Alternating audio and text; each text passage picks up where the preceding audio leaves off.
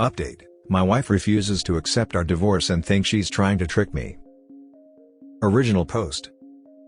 My wife and I have been married for 4 years, and up until a year and a half ago, things were fantastic. Our marriage began to deteriorate after there was a significant drop in sex between us, not intimacy, just the actual sex part of the relationship.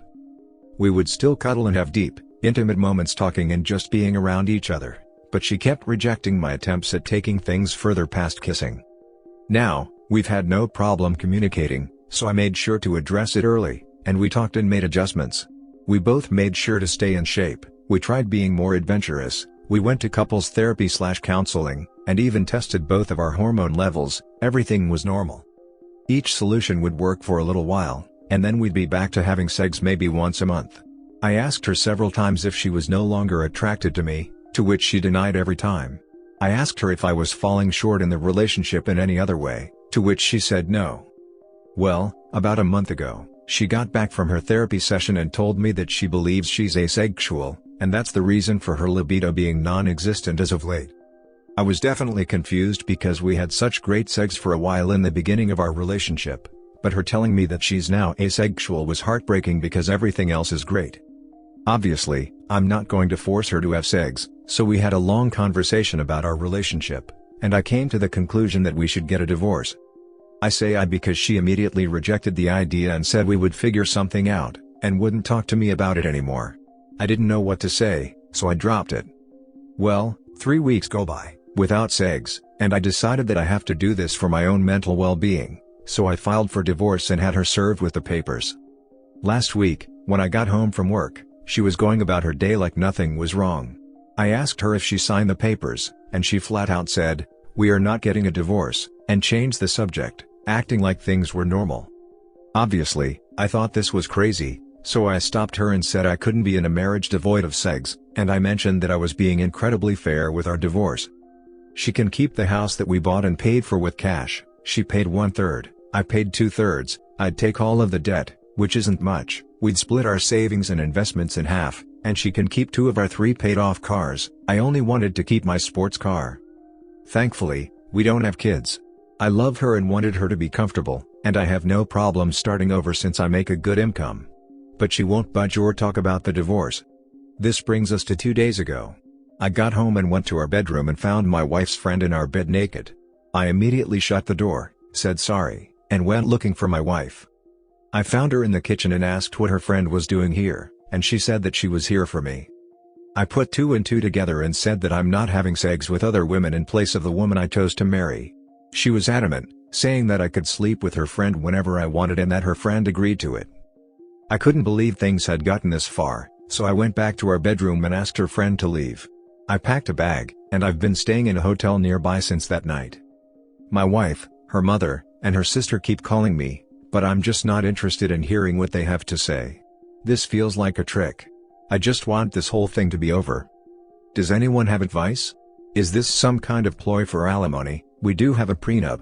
Should I just contact my lawyer and try to force the divorce? I'm really uncomfortable with this entire situation. Edit: we talked last night. I'll update when I get home from work. Reading the top comments before the updates. You did right, bro. Let your attorney handle this. Do not have sex with anyone until your attorney says you're in the clear. That's my only course of action right now. I'm going to look for an apartment tomorrow. Also, why are you offering her so much? Split the marital property equitably and move on.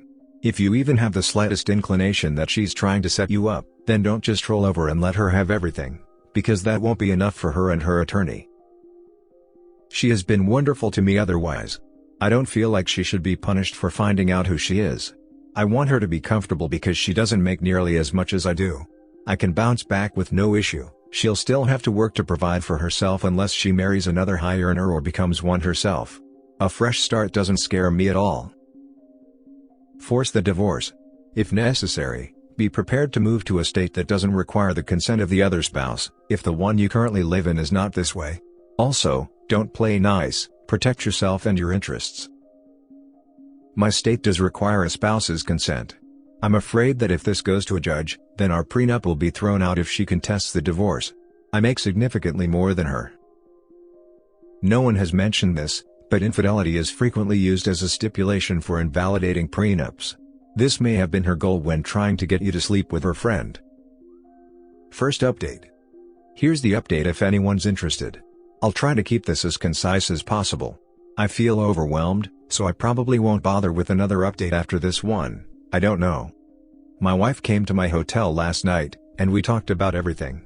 She told me the full truth and what's going on in her mind. 1. A few of you commented this in the last post, so you were right. She has always been asexual, and she and her whole family have known this since she was 16. Apparently, this is the reason why her last long-term relationship of 3 years ended. He broke up with her after the sex between them diminished to being non-existent after the first year. She told me that sex is easier for her in the beginning when emotions are running high, but she still needs to force herself to have it. I knew they broke up due to irreconcilable differences, but I didn't ask for details, nor did she tell me. After a lot of apologies and crying, she told me that I was the first person she was able to tolerate sex with for so long and that she did enjoy it a handful of times, but after a while, she still felt like she was being raped. I broke down after hearing this and started kicking myself for not catching on to any of this. She said she tried her best to please me as much as she could. 2. She still doesn't want a divorce, and she doesn't want the house, cars, or the savings. She just wants me and is ready to do whatever it takes to keep me. She even said that she would sign a postnup stating this. 3. As for her friend, she was there during her last breakup and helped to support her through it. My wife went to her after I brought up divorce and talked things out. Her friend suggested that she open the relationship for me, but she said she didn't want me sleeping with strange women, so her friend volunteered herself to be the one that sleeps with me.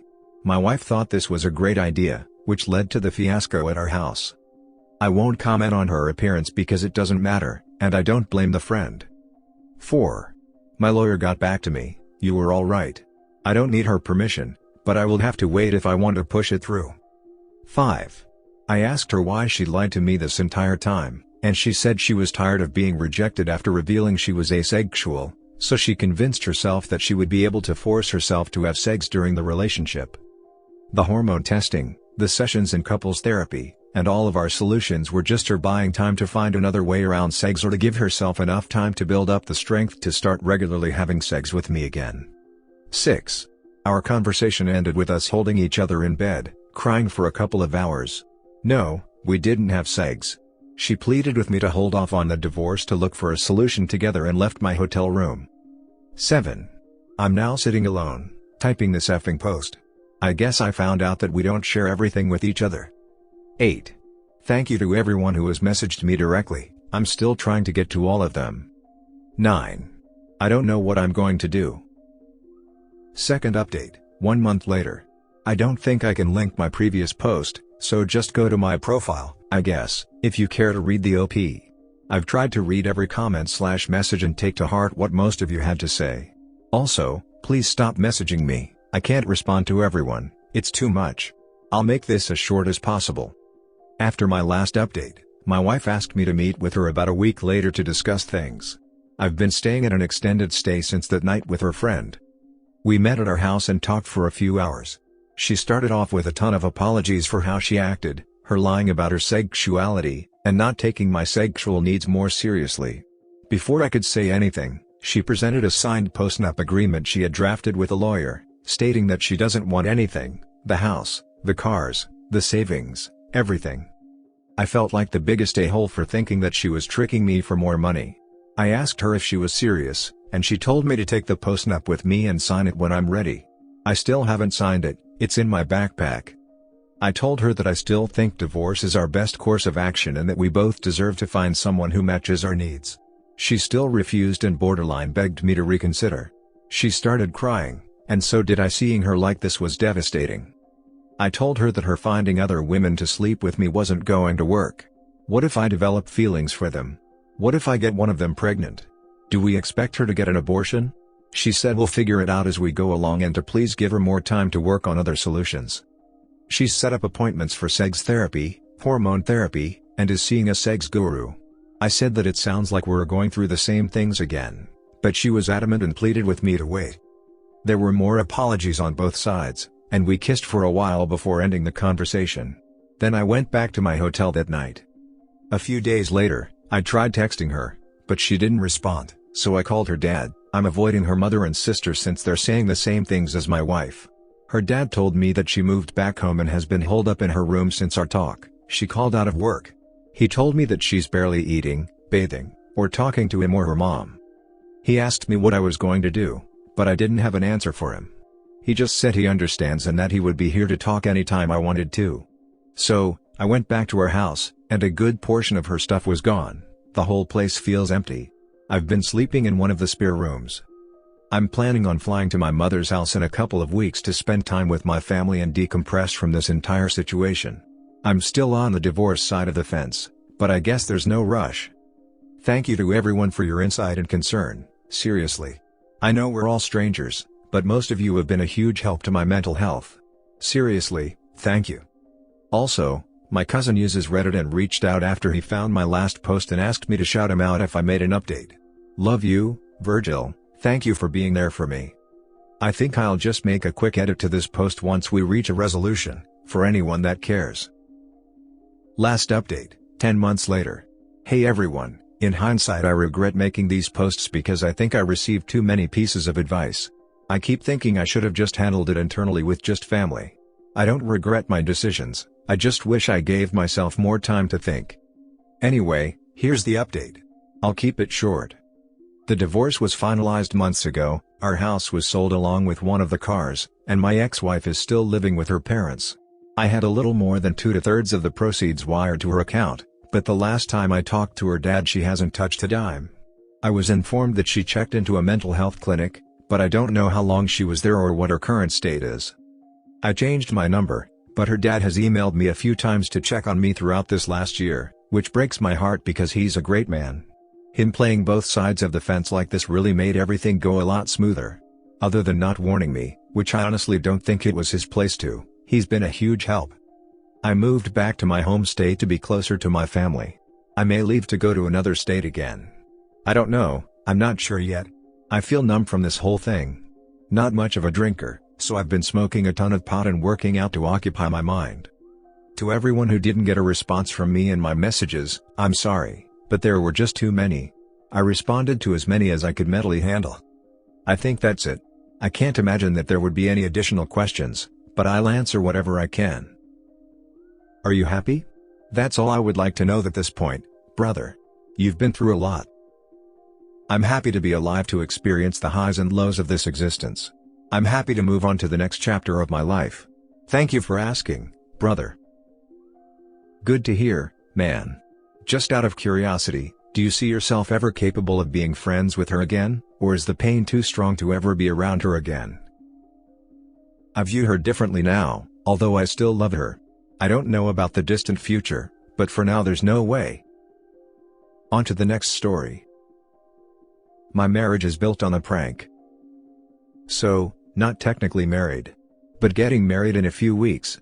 I and my fiancée have been together for almost 7 years now, but we've known each other for longer since we went to school together. Anyway, it was Spirit Week before Christmas break in our senior year of high school, and the student government had done a candy cane gram fundraiser. I was in homeroom when I got the note asking me out on a date, signed by who I thought was my now fiancée. To be fair, I was a bit too excited at the time and didn't acknowledge that there were multiple handwritings on the note. He was almost always late getting into school, so I found him on his way in, showed him the note, and excitedly said, "You wanna go on a date?" To which he gave me the most confused look, in part because he had woken up maybe half an hour ago, was a full class period late, and then was promptly bombarded by a girl he only somewhat knew, and said, "What?" I then showed him the note again and said, "You asked me out." He told me he didn't send me that note, but me being 17 at the time and not wanting to accept that someone was making a joke at my expense said, "Well, do you want to go out?" He said, Sure," and over Christmas break we had our first date. When I was waiting for him to pick me up for the date, my sister did a tarot card reading for me to kill time and so she could practice. The whole reading was about how I was going to go on this great love journey. I was definitely not ready to hear that an hour before my first date with the first and only boy I have ever dated. But there I was sitting in his car, trying not to visibly panic over cosmic fate. Obviously, the date went well, and we've had many after. As our wedding approaches, I keep reflecting back on where we started, standing awkwardly at his locker, to now sharing our awkwardness for the rest of our lives. To the people who sent the note, you may have done so as a joke to get a laugh at me, but I'm getting married and you're still single, so who really won here? Info. I thought I'd add this since I didn't make it super clear in the post and I saw some questions.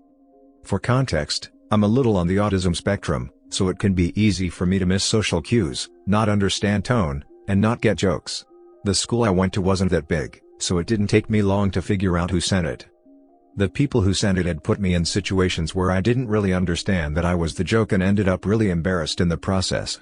When I got the note on the candy cane gram asking me out, I was honestly too excited to even really check it because my fiancé was, and still is, a dream come true. So I really wanted nothing more at the time than to believe he actually liked me. For the people asking how I know the ones who sent the note are still single, they're very active and public on social media, so it wasn't hard to find out. I also still talk with some of my old classmates who have filled me in. Just to be clear, I don't really care that this is how we started, I just think it's ironic, and now I can laugh about it. He is the best thing that's ever happened to me, and I'm forever grateful to have him in my life. I've really loved reading all the funny stories in the comments about how people have gotten together. Thank you guys for reading and engaging, it really means a lot. I'm failing to see the prank. He might not have written the note, but he still went out with you, so he wanted to. Have you ever asked him if he talked about you with some friends? Because he might have had some dang good wingman/men that set the two of you up for a date. And OP, please. If you really think it was in order to humiliate you, reflect on that. Why? That's my bad for not making it more clear in the post, I'm sorry. He had no interest in me prior and actually liked someone else, but she rejected him a few days before the candy canes were sent out because she liked someone else. For context, I'm a little on the autism spectrum, so people, for whatever reason, think it's funny when I don't get the joke. When I found out who sent it, it became really clear it wasn't in good fun, as they had put me into situations previously where I didn't know it was a joke and ended up really embarrassed. But my soon-to-be husband loves my artistic works now, so it worked out.